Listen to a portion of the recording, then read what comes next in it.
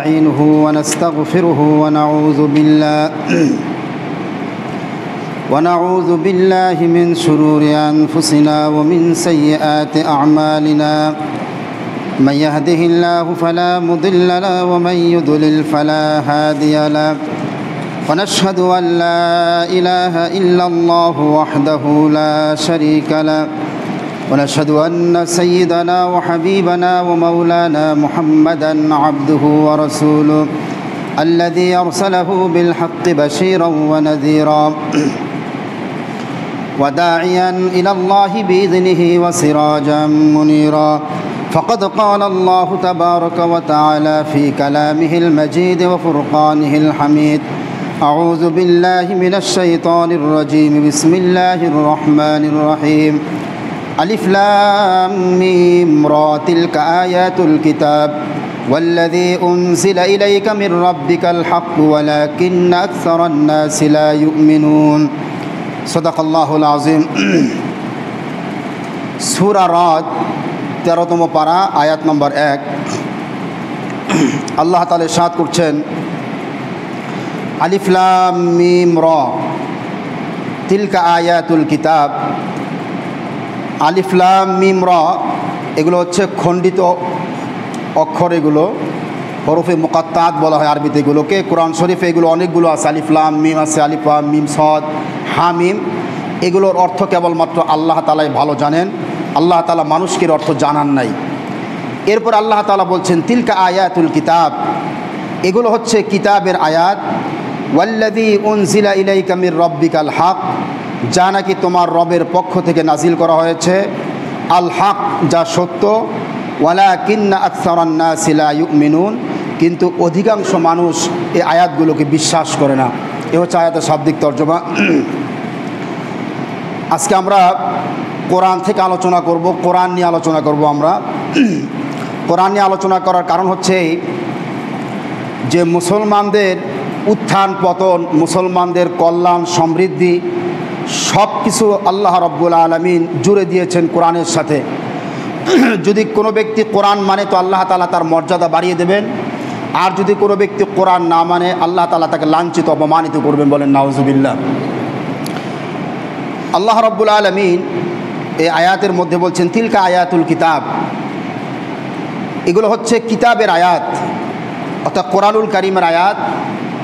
এরপর আল্লাহ তাআলা বলছেন এই যে আয়াতগুলো আল্লাহ তাআলা নাজিল করেছেন, ওয়াল্লাযী উনজিলা ইলাইকা মির রাব্বিক, আল্লাহ তাআলা বলছেন যে এই যে আয়াতগুলো তোমরা দেখতে পাচ্ছ সবগুলো আল্লাহ রাব্বুল আলামিন তিনি নাজিল করেছেন, বলেন সুবহানাল্লাহ। এখন আল্লাহ রাব্বুল আলামিন এই যে কোরআনের কথা বলছেন যে এই কোরআনটা আমি আল্লাহ তাআলা নাজিল করেছি, আমার পক্ষ থেকে কোরআন এসছে, কোনো অন্য কারো পক্ষ থেকে কোরআন আসেনি। কোরআনটা কার পক্ষ থেকে এসছে বলেন? আল্লাহর পক্ষ থেকে। আল্লাহ তাআলা সূরা তহার মধ্যে বলছেন যে তানজিলাম মিম্মান খালাকাল আরদা ওয়াস সামাওয়াতিল উলা, এই কোরআন সেই সত্তা নাজিল করেছেন যিনি আকাশ আর জমিন, সূর্য আকাশ আর জমিন যিনি সৃষ্টি করেছেন, সে আল্লাহ তাআলা কোরআন নাজিল করেছেন, বলেন সুবহানাল্লাহ। এটা অন্য কেউ কী করেন? নাজিল করেন। অন্য কারো কাছ থেকে কোরআন আসেনি। কোরআন এসেছে কার কাছ থেকে বলেন? আল্লাহর কাছ থেকে। অন্য একটা আয়াতে সূরা হামিম সাজদায় আল্লাহ তাআলা বলছেন তানজিলুম মিনার রহমানির রহিম, পরম করুণাময় এবং দয়ালু আল্লাহর পক্ষ থেকে কোরআন এসছে। এখন আল্লাহ তাআলা বলছেন যে আল হক, এই যে কোরআনটা আমি আমার পক্ষ থেকে তোমাদের জন্য পাঠিয়েছি, আল হক এটা সত্য, এর মধ্যে কোনো কি নাই? মিথ্যার কোনো সুযোগ নাই, মিথ্যার কোনো অবকাশ নাই। আল্লাহ তাআলা বলছেন আমি যে তোমাদের উপরে যে কোরআনটা নাজিল করেছি, এর কোরআনটা কি বলেন? সত্য। এটা আল্লাহ নিজেই বলছেন যে কোরআনটা কি বলেন? সত্য। এখন এরপরে আল্লাহ তাআলা আবার তারপরে বলছেন ওয়ালাকিন্না আকসারান নাসি লা ইউমিনুন, এটা কোরআন সত্য কিন্তু মানুষের মধ্যে অধিকাংশ মানুষ আছে যে কোরআনকে কী করে না? বিশ্বাস করে না। আজকে আমরা এই আয়াতের উপর আলোচনা করব। দেখেন, প্রথমত যে বিষয় সেটি হচ্ছে কোরআন যে সত্য, এখানে একটা কথা আছে, সেটা হচ্ছে একটা হচ্ছে কোরআনকে সত্য হিসাবে বিশ্বাস করা, এটা একটা জিনিস। আর একটা হচ্ছে কোরআনকে সত্য হিসাবে বিশ্বাস করে মানা, এটা আর একটা জিনিস। দুইটা কিন্তু এক জিনিস না, খুব ভালো করে খেয়াল করেন। কোরআনটাকে বিশ্বাস করা এটা হলো এক জিনিস, আর কোরআনকে বিশ্বাস করে মানা, এর উপর আমল করা, এটা আর একটা জিনিস। দুইটা কিন্তু এক জিনিস না। নবী করিম সাল্লাল্লাহু আলাইহি সাল্লামের যুগে যারা সাহাবায়ে কেরাম ছিলেন তারা কোরআনটাকে বিশ্বাস করত এবং সাথে সাথে কোরআনের উপর কী করতো বলেন, আমল করত। সাহাবায়ে কেরাম কোরআনকে বিশ্বাসও করত আর কী করতো, সাথে সাথে কী করতো বলেন, কোরআনের উপরে আমল করত। আল্লাহ রাব্বুল আলামিন এই জন্য সাহাবায়ে কেরামদের উপরে সন্তুষ্ট হয়ে তাদের ব্যাপারে বলেছেন রাদিয়াল্লাহু আনহুম ওয়া রাদু আন, আমি সাহাবাদের উপর সন্তুষ্ট, তারাও আমার উপরে সন্তুষ্ট, আর সাহাবায়ে কেরামকে আমি আল্লাহ তাআলা জান্নাতি বানিয়েছে, বলেন সুবহানাল্লাহ। তাহলে কোরআনকে শুধু বিশ্বাস করলে হবে না, কোরআন যে সত্যটা আপনি বিশ্বাস করেছেন এতটুকু যথেষ্ট না, বরং কোরআনকে সত্য হিসাবে বিশ্বাস করে কোরআনকে যদি মানতে পারেন তাহলে আপনি নাজাত পাবেন। তাহলে কি পাবেন বলেন, নাজাত পাবেন। আপনি শুধু বিশ্বাস করলেন যে কোরআনটা সত্য, এতটুকু আপনি নাজাত পাবেন না। তো সাহাবায়ে কেরাম তারা কোরআনটাকে সত্য হিসাবে বিশ্বাস করত এবং তারা কি করত, মানত। এই জন্য আল্লাহ তাআলা সমস্ত সাহাবাদের সম্পর্কে বলেছেন যে জাযাউহুম ইনদা রাব্বিহিম জান্নাতু আদনিন, যে আল্লাহর কাছে তাদের পুরস্কার হলো চিরস্থায়ী জান্নাত, যে জান্নাত আল্লাহ তাআলা ফল ফুল বাগিচা দিয়ে সাজিয়েছেন, বলেন সুবহানাল্লাহ। এটা হলো একটা দিক। আবার রসুলের যুগে আরেকটা দল ছিল যারা শুধুমাত্র কোরআনটাকে, কোরআন যে সত্য, এই কোরআন সত্য এটা তারা বিশ্বাস করত কিন্তু তারা মানত না। এই দলে ছিল কাফের মুশরিকেরা। তারা কাফেরদের মধ্যে একটা দল ছিল মুশরিকদের মধ্যে রসুলের যুগে, যে তারা কোরআন যে সত্য এটা তারা মানত না, তারা বিশ্বাস করত কিন্তু তারা কি করতো না বলেন, মানত না। তারা বিশ্বাস করত মানত না, এই জন্য আল্লাহ রাব্বুল আলামিন তাদেরকে কি না, নাজাত দিবেন না। যেমন আমি আপনাদেরকে একটা ঘটনা বলি, দেখেন রসুলের যুগে উতবা বিন রাবিয়া বড় কাফের ছিল, মক্কায় কাফেরদের সর্দার ছিল, বহুত বড় কাফের ছিল। সে ছিল কাফের, আর তার ছেলে আবু হুযায়ফা সে ছিল সাহাবী, বলেন সুবহানাল্লাহ। বাপ কাফের আর ছেলে কি বলেন, রসুলের সাহাবী, শুধু মুসলমান না, সে সাহাবী, সে জান্নাতি। তার নাম হচ্ছে কি বলেন, আবু হুযায়ফা। বুখারী শরীফের টিকা গ্রন্থ ফাতহুল বারী 7ম খণ্ডে ঘটনাটি এসছে। নবী করিম সাল্লাল্লাহু আলাইহি ওয়াসাল্লাম যখন বদরের প্রান্তরে তার সাহাবায়ে কেরাম 70 জন কাফেরকে বন্দি করেছিল এবং 70 জন কাফের মুশরিককে হত্যা করেছিল সাহাবায়ে কেরাম। যে 70 জনকে সাহাবায়ে কেরাম হত্যা করেছিলেন, সেই 70 জনের মধ্যে 24 জন ছিল কাফেরদের বড় বড় নেতা। নবী করিম সাল্লাল্লাহু আলাইহি ওয়াসাল্লাম তাদেরকে হত্যা করার পরে, সাহাবায়ে কেরাম তাদেরকে হত্যা করার পরে রসুল সাল্লাল্লাহু আলাইহি ওয়াসাল্লাম বলেছিলেন যে এই 24 জন নেতাকে কোনো ময়লা দুর্গন্ধযুক্ত কোনো কুয়ার মধ্যে লাশগুলো ফেলে দাও। যদি আপনার কোনো বদরে আল্লাহ যদি নেয়, আপনাদেরকে যান যদি হজে, ওই জায়গাটা আপনার যাবেন বদরে যেখানে লড়াই হয়েছে তার পাশে কুয়াটা এখনও আছে, যেখানে সাহাবায়ে কেরাম কাফেরদেরকে যারা নেতা তাদেরকে মেরে মেরে ওখানে ফেলেছিলেন, সেই কুয়াটা এখনও আছে। ওটাকে পৌরসভা বানিয়েছে এখন সৌদি সরকার।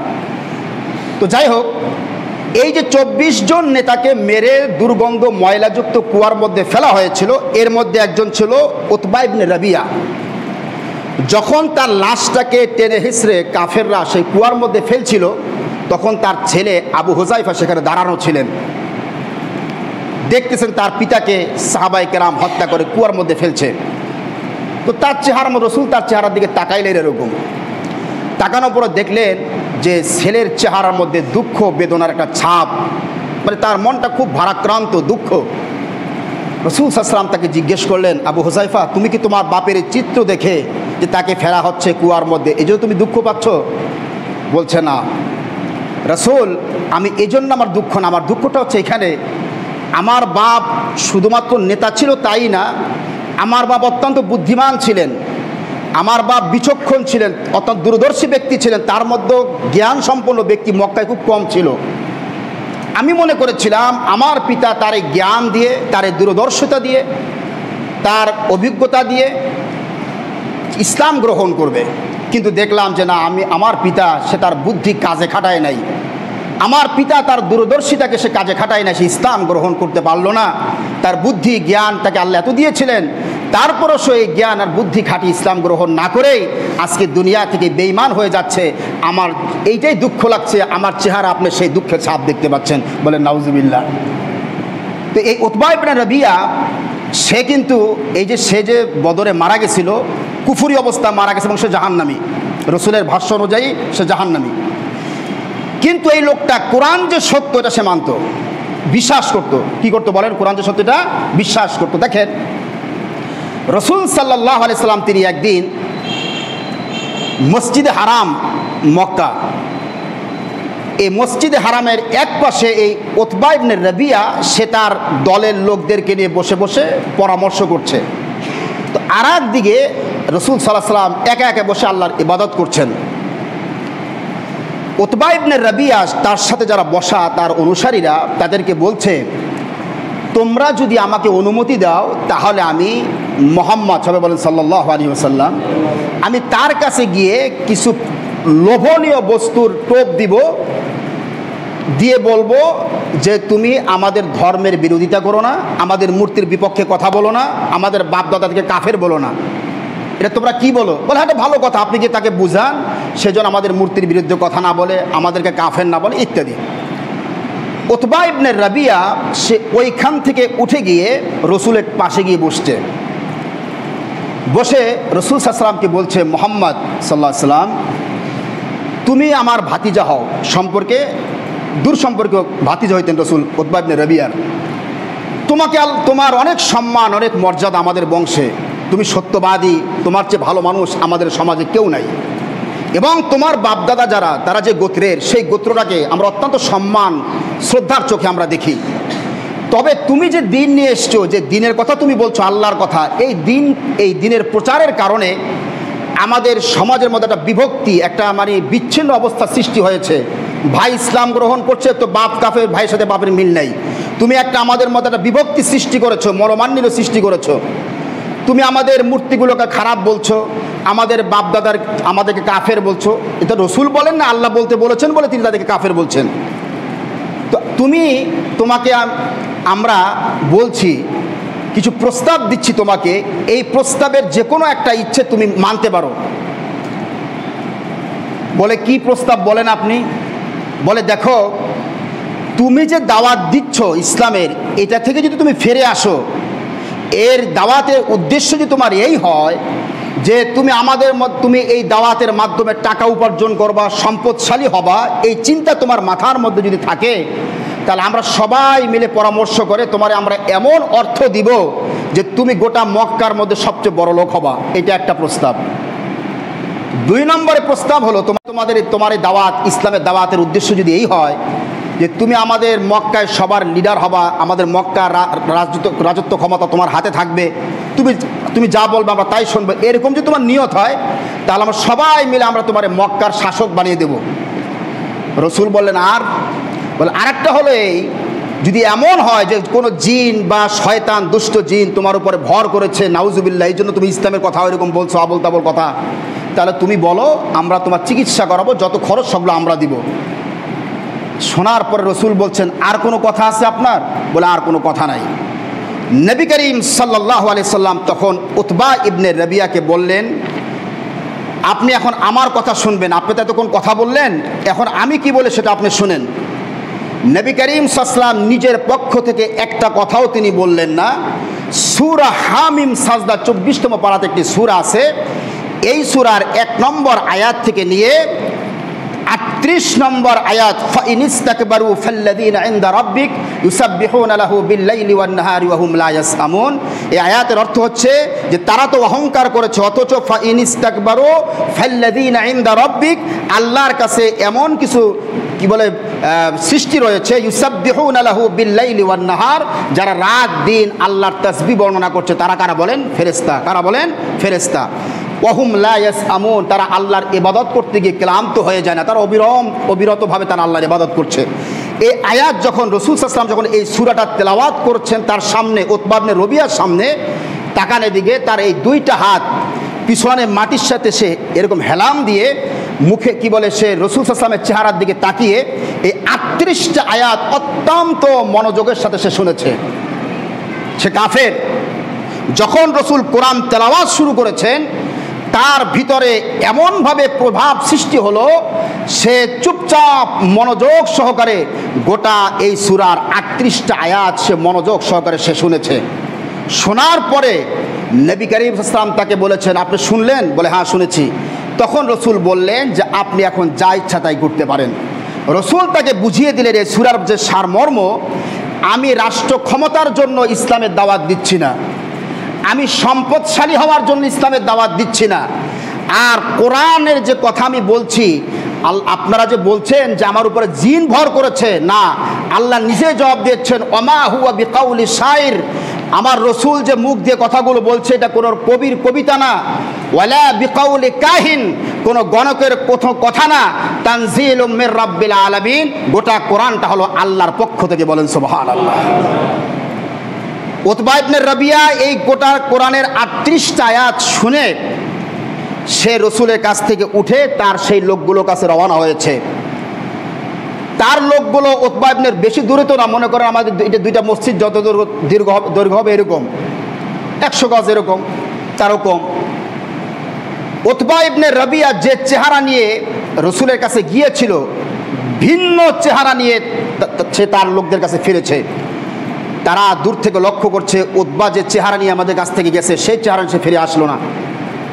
জিজ্ঞেস করছে কি হয়েছে আপনার? বলে দেখো, তোমরা যে মুহাম্মাদের বিরুদ্ধে লেগেছো, বা আমি আছি তোমাদের সাথে, আমি তোমাদেরকে কসম করে বলছি এই কোরআনটা পৃথিবীর কোনো মানুষের বানানো না, এই কোরআনটা স্বয়ং আল্লাহর পক্ষ থেকে এসেছে। বলেছে সে কাফের, সে বলেছে এত সুন্দর তেলাওয়াত, এই কোরআনের বিষয়বস্তুগুলো এত সুন্দর, আমি এত সুন্দর কথা আমি কখনো কারো মুখে আমি শুনি নাই। কত দেশ আমি ভ্রমণ করেছি, পারস্য ঘুরেছি, রোম ঘুরেছি, এত সুন্দর মর্ম কথা, এত সুন্দর কথা, এত সাহিত্যপূর্ণ কথা, প্রাঞ্জল ভাষা আমি পৃথিবীর কোনো মানুষের মুখে শুনি নাই। আমি তোমাদের সামনে সাক্ষ্য দিচ্ছি যে এটা হলো সম্পূর্ণ আল্লাহ রাব্বুল আলামিনের পক্ষ থেকে এসেছে। তখন তারা পাগলরা কি করে জানেন? বলে তোমারে মনে মোহাম্মদ জাদু করছে। মোহাম্মদ কি করছে বলেন? জাদু করেছে। যখন আর পারে না, জাদু করেছে। এখন দেখেন, এই যে কাফের উতবা ইবনে রাবিয়া, সে বুঝছিল যে কোরআনটা সত্য, এটা সে বিশ্বাস করেছে এটা আল্লাহর পক্ষ থেকে, তারপরেও সে জাহান্নামে যাবে, কারণ সে কোরআন মানে নাই। কোরআন কি করে নাই বলেন? মানে নাই। কোরআন বিশ্বাস করলে হবে না, কোরআনটাকে বাস্তব জীবনে আপনাকে মানতে হবে, আমল করতে হবে, তাহলে আল্লাহ তাআলা আপনাকে জান্নাত দিয়ে। বলেন সুবহানাল্লাহ। এখন একটা প্রশ্ন আসে এখানে, সেটা হচ্ছে যে কোরআন যেটা সত্য মানুষ মানতে পারে না কেন? আল্লাহ তাআলা বলছেন ওয়ালাকিন্না আকসারান নাসি লা ইউমিনুন, কোরআনটা অধিকাংশ মানুষ তারা বিশ্বাস করে না। কেন পারে না? মানতে পারে না কেন? বিশ্বাস করার পরে মানতে পারে না কি কারণে? তাকান এদিকে।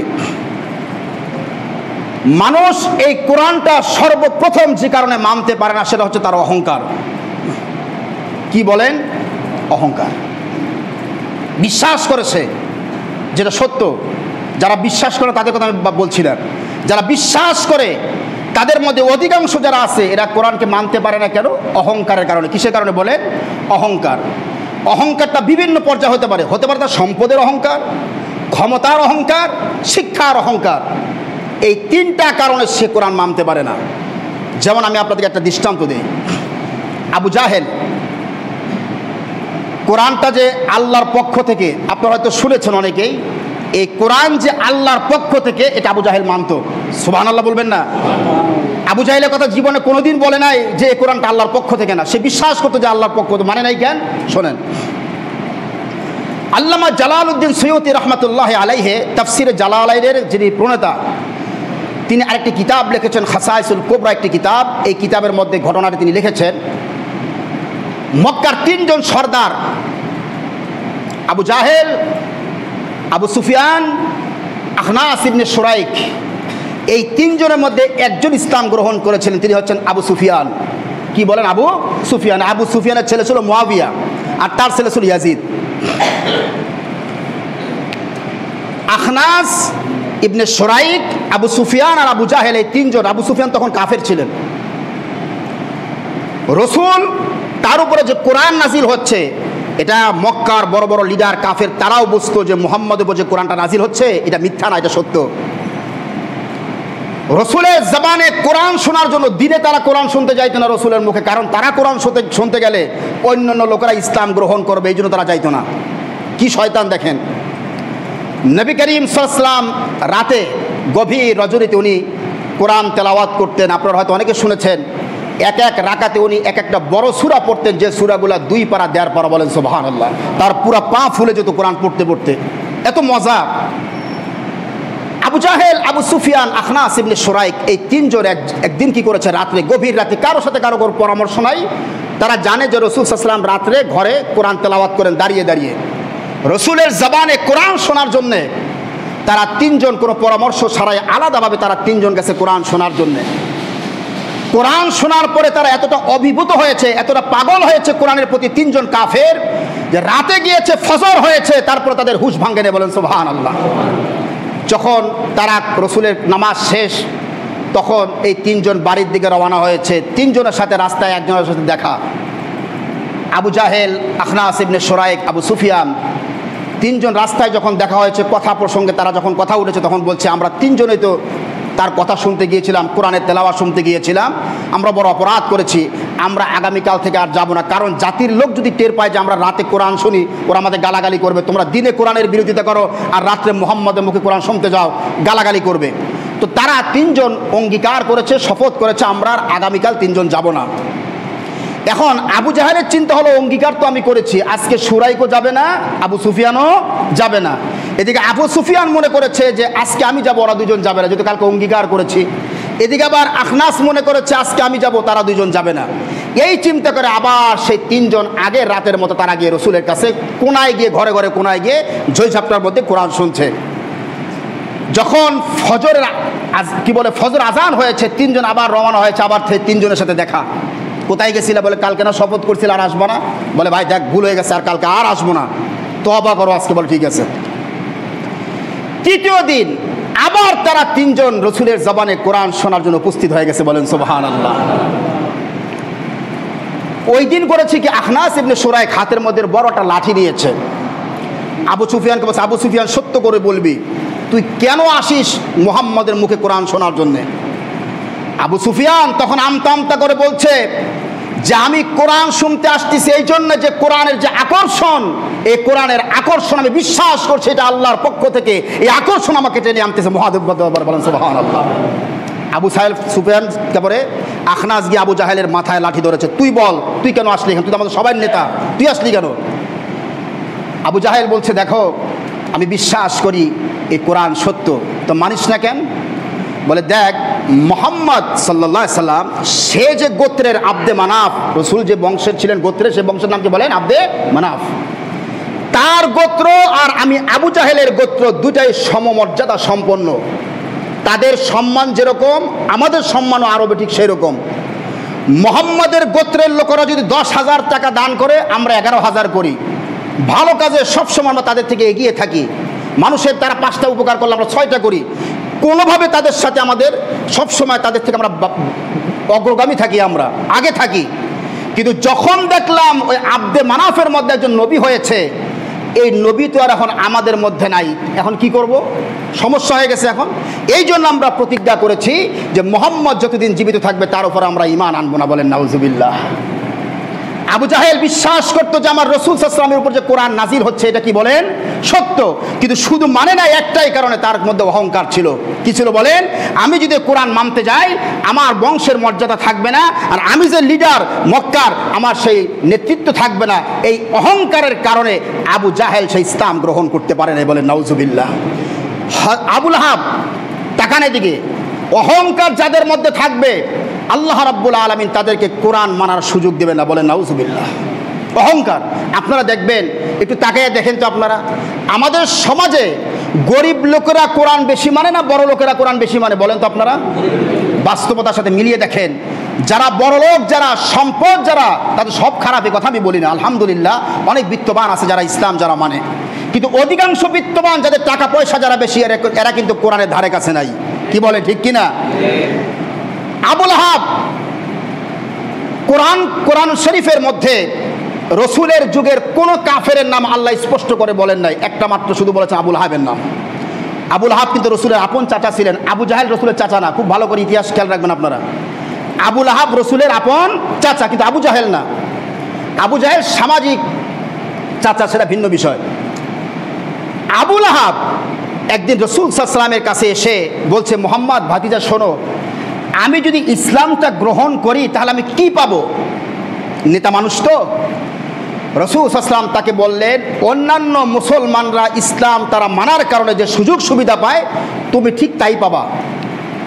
আবু লাহাব বলছে, আমি বেশি কিছু পাবো না, আমি তো নেতা মানুষ, আমার কি বেশি কিছু আমি পাবো না?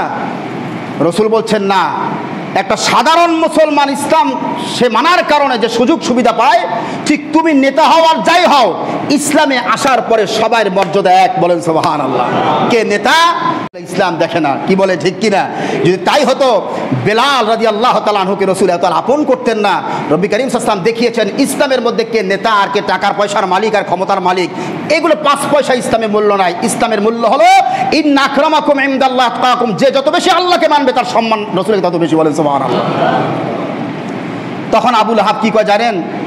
তাব্বাল লিহাযাদ দ্বীন আন আকুনা ওয়া হাউলাই সাওয়াউন। এই আবু লাহাব আমাদের ইসলামের উপরে বদদোয়া করে, কত বড় শয়তান সে দেখেন। তাব্বাল লিহাযাদ দ্বীন, এই দিনটা ধ্বংস হোক। সে রাসূলের সামনে বলছে যে দিন গ্রহণ করার কারণে আমি আন আকুনা ওয়া হাউলাই সাওয়া, যে ইসলাম গ্রহণ করার কারণে গরিব আর আমার মতো একজন নেতা এক হয়ে যাবে, সেই ইসলাম আমি গ্রহণ করতে পারবো না। বলেন নাউজুবিল্লাহ। আল্লাহ বলছে তোর মতো শয়তানরা আমি ইসলাম গ্রহণ করার সুযোগ দেব না। বলেন সুবহানাল্লাহ। তাহলে অহংকার। আবু জাহেল, দেখেন আবু জাহেল আর ওমর দুইজনের ব্যাপারে নবী করিম সাল্লাল্লাহু আলাইহি ওয়াসাল্লাম দোয়া করেছিলেন ইসলামের ব্যাপারে, তারা আপনারা সকলে শুনেছেন। আল্লাহ রাব্বুল আলামিন আবু জাহেলের ব্যাপারে দোয়া কবুল করেন না, দোয়া কবুল করেছেন ওমরের ব্যাপারে। বলেন সুবহানাল্লাহ। ওমর ইসলামের পূর্বে দুষ্ট ছিলেন ঠিক, কিন্তু তার মধ্যে অহংকার ছিল না। বলেন সুবহানাল্লাহ। আর আবু জাহেল ইসলামের আগে সে কি বলে, সে তো কাফের ছিল, সাথে সাথে তার একটা বড় কুঅভ্যাস, খারাপ গুণ ছিল যে তার গোটা দেহটা অহংকার দিয়ে ভরপুর ছিল। এই জন্য আল্লাহ তাআলা তাকে হেদায়েত দেন নাই। কোরআন মানুষ মানতে পারবে না তখন যখন তার মধ্যে সম্পদের অহংকার থাকবে, অর্থের অহংকার থাকবে। আল্লাহ রাব্বুল আলামিন তাকে কি করবেন না? কোরআন মানার সুযোগ দিবেন না। 2, মানুষ শিক্ষার অহংকারের কারণে, কিসের অহংকারের কারণে বলেন, কিসের অহংকারের কারণে? শিক্ষার অহংকারের কারণে মানুষ এই কোরআনকে তারা মানতে পারবে না। দেখেন আল্লাহ রাব্বুল আলামিন সূরা আল ফুরকানের মধ্যে আল্লাহ রাব্বুল আলামিন কি বলছে, তাকান এদিকে সবাই। ওয়াকালাল্লাযীনা কাফারু ইন হাযা ইল্লা ইফকুন ইফতারাহু ওয়া আ'ানাহু আলাইহি কওমুন আখারুন ফাকাদ জাউ যুলমান ওয়া যুরা ওয়া ক্বালু আসাতিরুল আউওয়ালিন ইক্তাতাবাহা ফাহিয়া তুমলা আলাইহি বুকরাতান ওয়া আসিলা। সূরা ফুরকান আয়াত নম্বর 4 এবং 5 কি বলছেন আল্লাহ তাআলা? ওয়াকালাল্লাযীনা কাফারু, যারা কাফের তারা বলে, ইন হাযা ইল্লা ইফকুন, এই কোরআনটা হচ্ছে মিথ্যা। বলেন নাউজুবিল্লাহ। ইফতারাহু, মুহাম্মদ নিজে বানিয়েছে, ওয়া আ'ানাহু আলাইহি কওমুন আখারুন, আর কোরআন মুহাম্মদ যে নিজে বানিয়েছে অন্যান্য লোকেরা তাকে সাহায্য করেছে। বলেন নাউজুবিল্লাহ। আল্লাহ বলে কুলাঙ্গারেরা, এটা মুহাম্মদ বানিয়েছে, যদি মুহাম্মদ বানিয়ে থাকে সে তো আরবিয়ান, তোরাও আরবি, তোরা একটা ফাতু বিসূরাতিম মিন মিসলি, যদি মুহাম্মদ কোরআন বানিয়ে থাকে সে তো আরবি, তোদের মতো লোক, তোদের এলাকার লোক, তোদের দেশের লোক, সে যদি কোরআন বানায় তো তোরে কমসে কম তোদের কোরআন বানানো লাগবে না।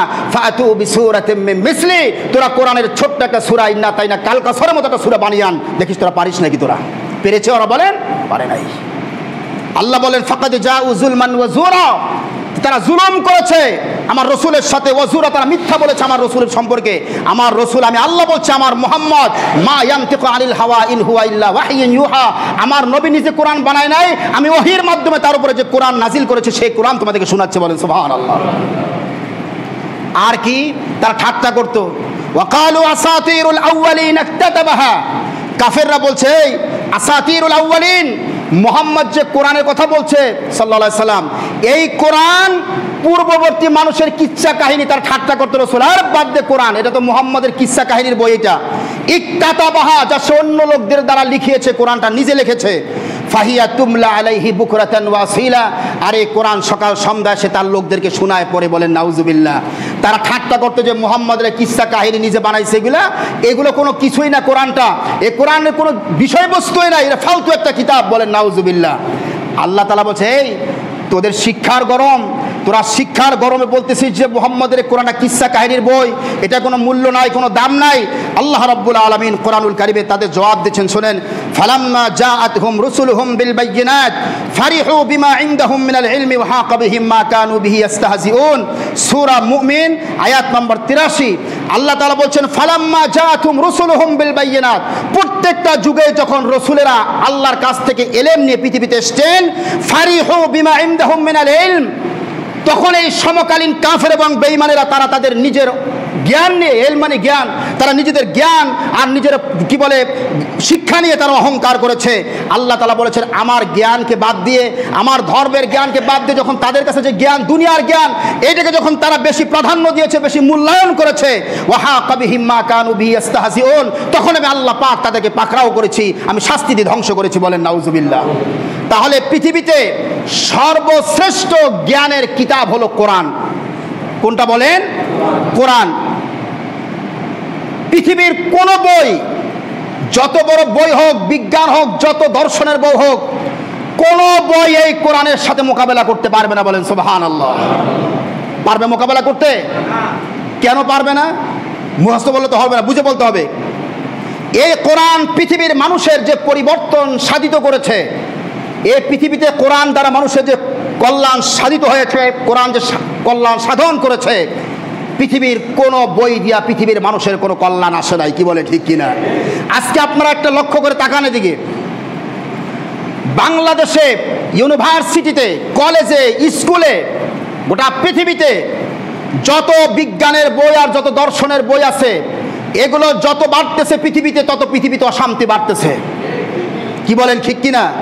যত মানুষ ক্রমান্বয়ে শিক্ষিত হচ্ছে, তত বড় বাটপাড়ার চিটার হচ্ছে। কি বলেন, ঠিক কিনা? তার কারণ এই কোরআন শূন্য হওয়ার কারণে, দুনিয়ার সমস্ত বইগুলোকে মূল্যায়ন করার কারণে ওই বইগুলো সব শূন্য, অসার, ওর মধ্যে এমন কোনো জিনিস নাই যা দিয়ে দেশ এবং রাষ্ট্র পরিচালনা করে মানুষের মধ্যে শান্তি আনা যায়। কিচ্ছু নাই ওগুলোর মধ্যে, সব শান্তির কথা আল্লাহ তাআলা কোরআনে বলে দিয়েছেন। বলেন সুবহানাল্লাহ। এই জন্য কোরআন হচ্ছে পৃথিবীর সবচেয়ে শ্রেষ্ঠ বই, সবচেয়ে শ্রেষ্ঠ কিতাব। এইটা হচ্ছে গোটা দুনিয়ার মানুষের শান্তি আর সমৃদ্ধির কথা বলেছে। এই কোরআনটা যদি কেউ মানতে পারে, আল্লাহ তাআলা বলছে দুনিয়া ও আখিরাতে আমি তার সম্মান বাড়িয়ে দেব। বলে সুবহানাল্লাহ। এখন আমি আপনাদেরকে একটা দৃষ্টান্ত দেই। দেখেন, শিক্ষিত লোকেরা, আপনারা তাকিয়ে দেখবেন, আমাদের দেশের শিক্ষিত লোক যারা, যেটা আমি বলেছিলাম শিক্ষার অহংকার, শিক্ষিত লোকদের অধিকাংশ শিক্ষিত লোকরা কোরআন পড়তে পারে না। সত্য না মিথ্যা? বিশ্বাস করেন আপনারা? একটা ভালো মাস্টার্স পড়ুয়ার লোককে একটা ভালো আলেমের কাছে নিয়ে আসেন, দেখবেন ওরা ঠিক মতো কোরআন শরীফের সূরা ফাতিহা সই করে পড়তে পারবে না। বিশাল বিরাট বিরাট ডিগ্রি আছে, অক্সফোর্ডের আছে, ক্যামব্রিজের, হার্ভার্ডের, বড় বড় ইউনিভার্সিটি ডিগ্রি আছে, মাস্টার্স পাস করেছে, কিন্তু কোরআনের একটা সূরা সহি করে পড়তে পারে না। কি বলে, ঠিক কিনা? কেন পারে না? পারে না, এই কোরআন সম্পর্কে তাদের অহংকার। কোরআন এটা আবার কি জিনিস? এটা খয়রাতি আর এতিম যারা মিসকিন তারা পড়বে। আজকে আপনি চিন্তা করেন, আমার ইউনিভার্সিটির মধ্যে কোরআন আছে, স্কুল কলেজে আছে, সাধারণ সাধারণ কয়েকটা চ্যাপ্টার তারা খুলেছে। কোরআন পূর্ণাঙ্গভাবে পড়া হয় মাদ্রাসায়, আর ওদের ধারণা এলে গরিব মিসকিন যারা এতিম ফকির এরা পড়ুক কোরআন, আমরা পড়বো না। কি বলে, ঠিক কিনা? আজকে কয়জন বড় লোকের সন্তান মাদ্রাসায় পড়ে আপনি বলেন, আর সব গরিবের ছেলেপেলের মাদ্রাসা পড়ে। কি বলেন, ঠিক কিনা? এটার আল্লাহ একটা রহস্য আছে এখানে। আল্লাহ সকলকে, ইচ্ছা যদি না থাকে আল্লাহ তারা কাউকে কোরআন মানার সুযোগ করে দিবেন না। কি বলেন, ঠিক কিনা? আজকে দেখেন আমাদের শিক্ষিত লোকেরা, এরা কোরআনের প্রতি এদের কি ধারণা, আমি আপনাদেরকে একটা দৃষ্টান্ত দিচ্ছি। দেখেন, মানে এরা কোরআন নিয়ে এদের চিন্তা চেতনাটা কি দেখেন। নিজে তো কোরআন পড়বেও না, কোরআন সম্পর্কে বাজে মন্তব্য শোনেন। দেখেন কি লেখছে। দেখেন, এই যে ঢাকা ইউনিভার্সিটির হুমায়ুন আজাদ মারা গেছে, বাংলা বিভাগের অধ্যাপক ছিলেন তিনি। তার একটা বই, আমার অবিশ্বাস, এই বইয়ের 95 পৃষ্ঠা সে লিখেছে যে এই যে ধর্মের বইগুলো, এই বইগুলো যদি কেউ পড়ে তো পঞ্চম শ্রেণী, ভালো করে শোনেন, পঞ্চম শ্রেণীর একটা ছেলে একটা তার ক্লাসের বই পড়ে সে যে জিনিসটা জানতে পারবে, এই কোরআন পড়ে, ধর্মগ্রন্থ পড়ে সেই জিনিস সে জানতে পারবে না। নাউজুবিল্লাহ বলবে না? সে বুঝালো যে পঞ্চম শ্রেণীর একটা ছেলে কোরআন কি বলে, তার ক্লাসের বই পড়ে যা জানতে পারবে, কোরআন পড়ে সেটা জানতে সে পারবে না। তাহলে আপনারা চিন্তা করেন, সে কোরআনটাকে কোথায় রেখেছে? পঞ্চম শ্রেণীর একটা ছাত্র তার ক্লাস বুকের সাথে সে কি করেছে? এই কোরআনটাকে সে তুলনা করেছে। এবং সে কথা সে বলেছে যে এই কোরআনের চাইতে, এই ধর্মগ্রন্থের চাইতে ভালো বই পৃথিবীতে মানুষ লিখেছে, তার কথা।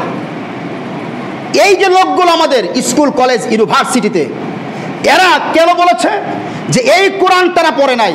কোরআন কি করে না বলেন? পড়ে না। আপনি একটু বাস্তবতার দিকে লক্ষ্য করেন। আমার সন্তানটা যখন জন্মগ্রহণ করছে, আমার সেই ছেলেটা, এই ছেলেটা ছোট থাকতে হয়তো কেউ মক্তবে পড়ে বা পড়ে না। যখন স্কুল কলেজ ইউনিভার্সিটি পর্যায়ে ক্রমান্বয়ে অগ্রসর হতে থাকে, কোরআন পড়ার কোনো সুযোগ আছে সেখানে বলেন? সুযোগ নাই। কোরআন পড়ার সুযোগ নাই বলেই এই মানুষগুলো যত উপরের দিকে যাইতে থাকে তত বেশি তারা নাস্তিক আর কোরআন বিমুখ হতে থাকে। কি বলেন, ঠিক কিনা? এটা হলো একটা মুসলমানের নামধারী সন্তান, সে কোরআনকে তুলনা করতেছে 5-এর বইয়ের সাথে। কার সাথে তুলনা করতেছে বলেন? 5-এর বইয়ের যে মূল্য, তার কাছে কোরআনের সেই মূল্য নাই। অথচ একজন হিন্দু, দেখেন এই বইটা ভারতের কলকাতা থেকে ছাপানো হয়েছে। এই বইতে একটা হিন্দু ব্যক্তি, সে দেখেন তার নাম হচ্ছে আপনার শ্রীমান বেদ্রনাথ রায়, একটি বই সে লিখেছে, হিস্ট্রিক্যাল রোল অফ ইসলাম।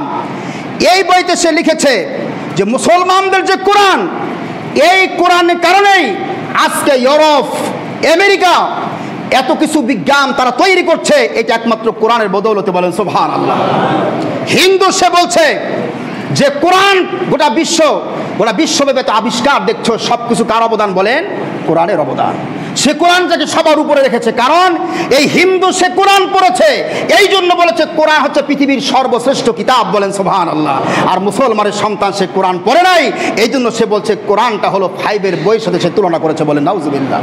আজকে আমাদের শিক্ষিত যারা, তথাকথিত, আমি শিক্ষিত বলবো না, কারণ ওরা নিজেদের ভাষায় শিক্ষিত, ইসলামের ভাষা ওরা মূর্খ। ইসলাম ভাষায় করে বলেন, আবু জাহেল সমাজে তার ভাষায় সে আবুল হাকাম ছিল, বুদ্ধির বাপ, কিন্তু কোরআন এবং হাদিসের ভাষায় আল্লাহ পাক বলেছেন আবু জাহেল সব জ্ঞান ছিল কিন্তু তার কোরআনের জ্ঞান ছিল না, এই জন্য সে সবচেয়ে বড় মূর্খ ছিল। বলেন ঠিক কিনা? আজকে এই কোরআন যাদের শিক্ষিত যারা, এরা তাদের মধ্যে অহংকার যে কোরআন কি আছে এর মধ্যে। আরে কপাল পোড়া, কোরআনটা পড়ে যাক। তুই তো ঢাকা ইউনিভার্সিটির সাধারণ একটা শিক্ষিত, ঢাকা ইউনিভার্সিটির, যার নাম পৃথিবীর 150-এর মধ্যে নয়। ঢাকা ইউনিভার্সিটি বিশ্বের সমস্ত বড় বড় ইউনিভার্সিটি লিস্ট আপনারা খোঁজেন, ঢাকা ইউনিভার্সিটি সেখানে নাই।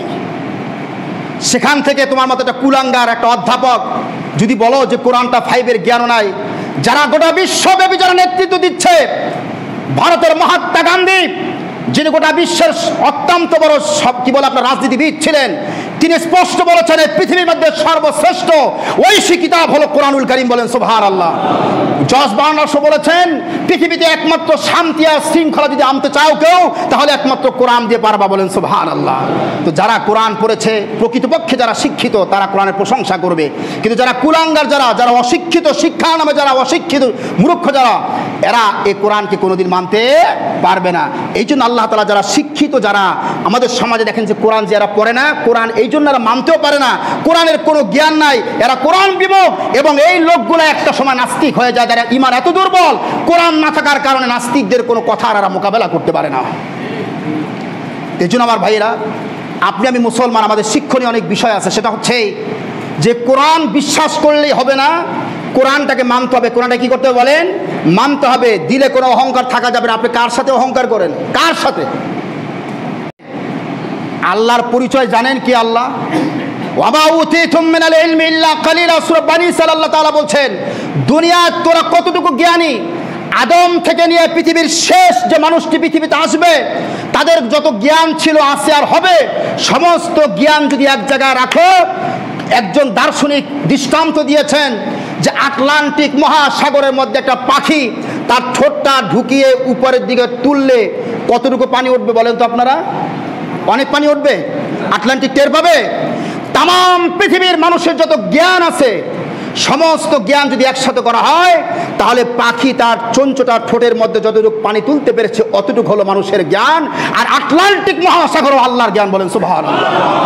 এটা আল্লাহ বলছে ওমা উতীতুম মিনাল ইলমি ইল্লা কালিলা, আমি তোমাদেরকে খুব সামান্যতম জ্ঞান দিয়েছি, খুব সামান্যতম জ্ঞান দিয়েছি তোমাদেরকে আমি। ওই আটলান্টিক মহাসাগরে পাখি তার চুনচুটা ঢুকিয়ে যতটুকু পানি তুলতে পেরেছে ততটুকু দেয় নাই। আর বিশাল সে সমুদ্রের জ্ঞান আমি আল্লাহর কাছে আছে। বলেন সুবহানাল্লাহ। তা আমার সাথে অহংকার করো, আমার ইলম নিয়ে অহংকার করো, আমার সম্পদ নিয়ে, আমার দেওয়া ক্ষমতা দিয়া, আর আমার দেওয়া শিক্ষা দিয়া। আপনারা জানেন এই শতাব্দীর অন্যতম শ্রেষ্ঠ বিজ্ঞানী ছিল, এই পৃথিবীতে নাম করা বিজ্ঞানী ছিল আপনার ব্রিটেনের এই বিজ্ঞানীকে আল্লাহ রাব্বুল আলামিন এমন পঙ্গু বানিয়েছিলেন তাকে পৃথিবীর সমস্ত ডাক্তাররা একসাথে হয়ে সে ডাক্তারকে সুস্থ করতে পারে নাই। বলেন সুবহানাল্লাহ। আল্লাহ বলছে আমি বানিয়েছি, পৃথিবীর কোনো ক্ষমতা নাই তাকে সুস্থ করার। সুবহানাল্লাহ বলবেন না? এই জন্য আল্লাহর সাথে অহংকার খাটে না, খাটে আল্লাহর সাথে। দিলটাকে দেখেন, দিলটাকে অত্যন্ত নরম রাখতে হবে। অহংকার কার সাথে করবেন? আল্লাহর সাথে। তার হাত থেকে আপনি ছুটতে পারবেন তার হাত থেকে? আল্লাহ তাআলা বলছে সুম্মা ইলা রাব্বিকুম তুরজাউন, যত লাফালাফি করো সব কিছুর পরে আমি আল্লাহর কাছে ফিরে আসতে হবে। বলেন সুবহানাল্লাহ। কোথায় দৌড়াও তোমরা? যত শিক্ষা সম্পদ আর টাকার অহংকার করো সব কিছু তোমার শূন্য করে আমি আল্লাহ রাব্বুল আলামিন তোমার কবরে নিয়ে আসবো। বলেন সুবহানাল্লাহ। এই জন্য আমার ভাইরা দিলটাকে নরম রাখবেন, কোরআন বিশ্বাস করবেন, কোরআনের উপর আমল করবেন, তাহলে আল্লাহ তাআলা নাজাত দিবেন। আল্লাহ রাসূল বলেছেন ইন্নাল্লাহা ইয়ারফাউ বিহাযাল কিতাবি আকওয়ামান, যারা কোরআনটা মানবে আল্লাহ তাআলা বলেন তাদের সম্মান বাড়িয়ে দেবে। বলেন সুবহানাল্লাহ। আর ওয়ায়াদাউ বিহি আখারিন, আর যারা কোরআনটাকে পিছনে রাখবে, কোরআনকে যারা মানবে না, আমি তাদেরকে দুনিয়া লাঞ্ছিত অপমানিত করব। বলেন নাউজুবিল্লাহ। আল্লাহ তাআলা আমাদের সকলকে কোরআন বিশ্বাস করার সাথে সাথে সকলকে যেন আল্লাহ তাআলা নিরহংকার হয়ে কোরআনের উপর আমল করার তৌফিক দান করে। সকলে বলে আমিন।